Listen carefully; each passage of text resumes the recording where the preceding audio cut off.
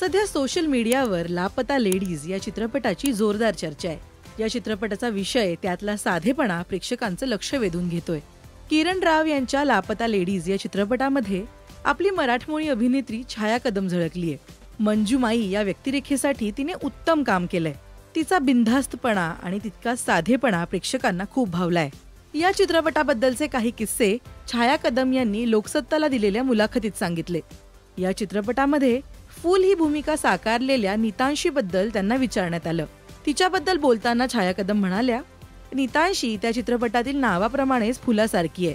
लापता लेडीजचं जेव्हा शूटिंग सुरू होतं तेव्हा नीतांशी 14 वर्षांची होती. मी एवढी वर्ष काम करतेय पण अजून सुद्धा मला टेक्निकल गोष्टी कळत नाहीत किंवा अचानक काही बदल झाले तर गोंधळल्यासारखं होतं. पण त्या 14 वर्षाच्या मुलीला लाईट कसा घ्यायचा, आपण कुठून सुरुवात केली होती, आपले डायलॉग्स काय होते, या सगळ्या गोष्टींकडे तिचं लक्ष असतं. सगळ्या गोष्टींवर एवढं काम, त्याचं मला खूपच आश्चर्य वाटलं.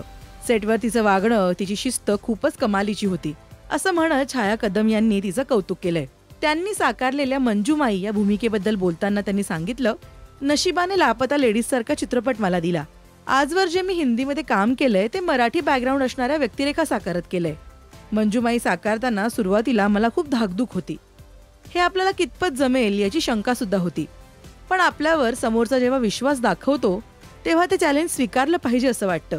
किरण राव आणि आमिर खान यांनी तो विश्वास माझ्यावर दाखवला. आता प्रेक्षकांकडून जेव्हा मंजुबाईंबद्दल ऐकते तेव्हा मला जाणवतंय की आपला चॉईस करेक्ट आहे. तर लापता लेडीज हा चित्रपट तुम्ही पाहिलाय का? आणि त्यामधली छाया कदम यांची व्यक्तिरेखा तुम्हाला कशी वाटली ते कमेंट करून नक्की सांगा. मराठी सिनेसृष्टीतील बातम्या, अपडेट्स आणि गॉसिपसाठी तुम्ही सबस्क्राईब करा राजश्री मराठी.